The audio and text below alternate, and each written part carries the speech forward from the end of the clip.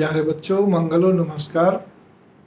इन दिनों में इस जून के महीने में आज 11 तारीख है, लेकिन इस 11 दिन के अंदर मेरे पास, हालांकि ये जो मैं बोलने जा रहा हूँ वो मेरे पास बहुत लंबे समय से आती जा रही, 25 साल से तो मैं देख रहा हूँ, लेकिन कुछ ज़्यादा ही इस समय आ गई कि पारिवारिक समस्याओं को लेकर, उसमें भी ऐसी समस्या जिसमें कि लोग एक दूसरे से नफरत करने लग रहे हैं। पति पत्नी हो, माँ बाप का बच्चों से, बच्चों का माँ बाप से। एक अजीब स्थिति होगी। वो कहते हैं तूने बिगाड़ रखा है, पिता कहता है ये सब मेरे लिए मर गए, तू भी मर गई, सारे कुछ हैं, तुम रहो ना रहो मेरे फर्क नहीं पड़ता। ठीक ना, पैतृक संपत्ति को लेकर भाई भाई में ज़बरदस्त कलह, क्योंकि एक भाई त्याग करने को तैयार नहीं है। ये नहीं कि पैतृक संपत्ति छोड़ दे, वो तो बहुत बड़ा महात्याग है, लेकिन किसी को ये हिस्सा चाहिए, किसी को ये चाहिए, किसी को थोड़ा इधर ज़्यादा हो गया उधर कम हो गया, लेकिन नहीं, लेकिन कलह बन गई। अगर आप सच्चे भी हैं तो फिर त्याग आपके अंदर, नहीं तो कलह फिर बन गई।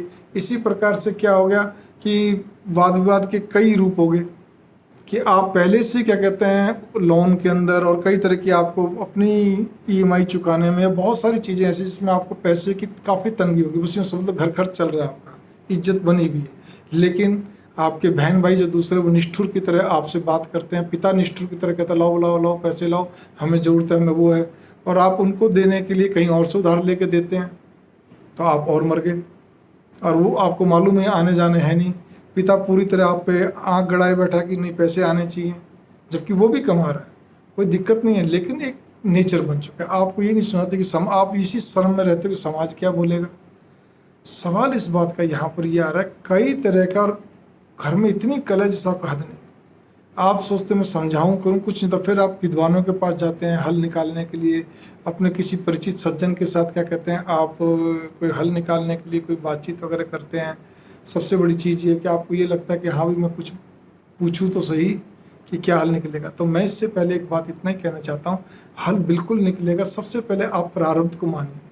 पूर्व जन्म में आप लोगों ने, आप किसी भी रूप में थे, आप चेतन रूप में थे, चाहे कहते सजीव रूप में थे, प्राणी जगत में थे, मानव जगत में थे, आपका जो भी संबंध उस व्यक्ति से जो आपके, जिससे आपके घर के अंदर बहुत ज़्यादा वो हो रही है, जो भी संबंध था, जरूरी नहीं कि वो आपके रिश्तेदार थे, आपके कुछ थे, वो हो सकता है कि कोई आपके अपरिचित परिचित कुछ भी, लेकिन आपसे उनको चोट पहुंची, भावना को चोट पहुंची, तन मन धन किसी को भी चोट मिली है, नुकसान हुआ है, तो वो अपना बदला जरूरत है। सृष्टि का एक नियम, बड़ा एक सिस्टम सेट है जिसको हम समझ नहीं पाते, और जो थोड़ा बहुत समझते तो हम अपनी हेठी बस उस चीज़ को स्वीकार नहीं कर पाते। और जिन्होंने इस चीज़ को स्वीकार कर रखा है वो गृहस्थी में भी महात्मा संत हैं, ये आप नोट कर लीजिए। मेरी भावना यहाँ पर यह कि इस चीज़ को स्वीकार कर लीजिए कि हमें ये सब प्रारब्धवश हो रहा है। आपकी पत्नी आपकी नहीं सुनती, या पति आपका नहीं सुनता, बहुत दिन रात आपकी ऐसी कर दी कि आपका मन करता मैं छोड़ दूँ, कर दूँ घर भी, बच्चे आपके बड़े दुष्ट इकट्ठे हो गए आपके हिसाब से, सब कुछ जो भी कुछ भाई बहन जैसा। मैं यहाँ पे कुछ, मैंने कहा ना मुद्दा मेरा थोड़ा दूसरा है। तब उस जगह पर भी आपको चुप होकर भगवान का स्मरण करते रहिए, भगवान से बोलिए भगवान तू ही हल निकाल, अपना जाप बढ़ाइए, बैठ के भी चलते फिरते भी, और साथ में प्रारब्ध को स्वीकार करिए। ये सब पुरजों का खेल है। मैं एक छोटी सी कथा आपको बहुत सारांश में सुना देता हूँ। परम पूज्य हनुमान प्रसाद पोद्दार जी, गीता प्रेस के, उन जिनको भाई जी बोलते हैं सारे संसार, तो उन्होंने क्या कहते हैं कथा सुनाई थी कि जिसके अंदर एक क्या कहते हैं एक व्यापारी, उसके बड़ी मुश्किलों के बाद एक औलाद हुई, वो भी लड़का हुई, बहुत पैसे वाले थे। ये सच्ची घटना है कलकत्ता की। और उसकी फिर शादी बहुत धूमधाम से होगी, बड़ा हुआ, सारे कुछ, मतलब बहुत बढ़िया ढंग से। मैं बहुत सारांश में छोटे में सुना रहा हूँ। और वो एक ऐसी बीमारी से ग्रसित हो गया कि जिसमें उन्होंने पैसा बहुत था, डॉक्टर वगैरह सब बुलाना करना, सारी चीज़, पुरानी बात है, बहुत पुरानी बात बताई उन्होंने, वो सारे उन्होंने करे, लेकिन उसका इलाज नहीं हुआ। अल्टीमेटली डॉक्टर ने कहा जी थोड़ी हवा पानी चल जाएगी, आप इसको अपने गांव ले जाओ। गांव का मतलब राजस्थान के थे, वो राजस्थान आ गए, वहाँ पे कारोबार नौकरों की जिम्मे दिया, वो भी जिम गए। अल्टीमेटली सब कुछ बंद हो गया, काफ़ी नुकसान लग गया उनको। वहाँ पे तो सब कुछ खत्म। राजस्थान में भी जितना इनका पैसा था वो भी सब उसकी दवा पे और उसके इलाज पे, उस पर सब पे लगता गया। अल्टीमेटली वो बिल्कुल एकदम से कहना चाहिए ना कंगाल से हो गए।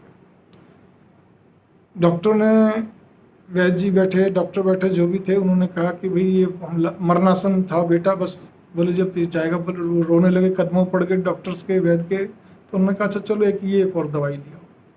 वो दवाई लेके जब आए, खुद गए, क्योंकि नौकर वगैरह था ही नहीं, उनके पास पैसे थे ही नहीं कि नौकर रखें।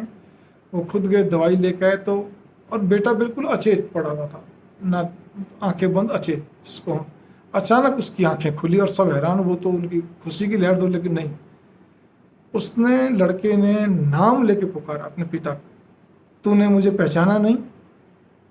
बाकायदा इनके गीता प्रेस की भाई जी ने पुस्तक में वर्णित करा हुआ है। बोले तूने मुझे पहचाना नहीं? बोले नहीं। बोले ये जो पत्नी है उसको के लिए थोड़ा कठोर शब्द प्रयोग करे। बोले तुमने और इसने मिलकर पैसे के लालच में मुझे जान से मार दिया था। अब मैं अपना बदला पूरा कर चुका। ये एक लास्ट का थोड़ा सा अमाउंट रह गया था, जो कि अभी दवाई आ गई ना, लिया है ना दवाई? बोले हाँ लिया है।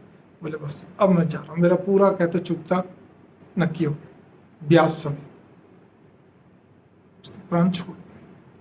भावना मेरी ये है, सब पूर्वजन्म नियोजित होता है, जिस कुछ चीज़ों को हमें स्वीकार करना पड़ता है, कुछ चीज़ें हमें पुरुषार्थ से मिलती हैं।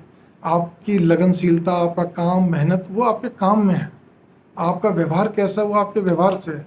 लेकिन इस चीज़ को स्वीकार कर लीजिए। मैं आपको फिर कहने जा रहा हूँ, मैंने भी स्वीकार कर रखा है। हर घर में कुछ न कुछ होता है, ऐसा नहीं है कि नहीं होता। मेरे घर में कुछ नहीं, बस ठीक है, थोड़े विचारों की विभिन्नता कुछ ज़्यादा ही है, हो गई, अब है सो है। तो लेकिन कोई बात नहीं, मैंने अपने आप को, मेरे माँ बाप ने इतना मुझे समझाया, इतना मैं अपने गायत्री जप जो भी कुछ से, इसीलिए उससे फ़ायदा होता है जप करने से। और माँ गायत्री का तो कमाल ही है।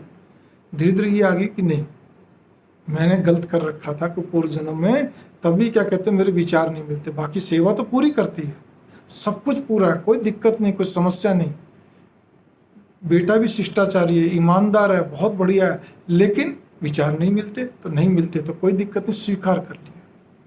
बस जिस दिन स्वीकार हो जाएगा सारी चीज़, यही चीज़ जीवन के हर पहलू पर, लेकिन फिलहाल तो यहाँ पे मेन मुद्दा ही है। तो एक पक्ष को तो स्वीकार करना पड़ेगा, थोड़ा त्याग की भावना रखनी पड़ेगी। इसी के साथ ही बच्चों, मेरी मंगल कामना।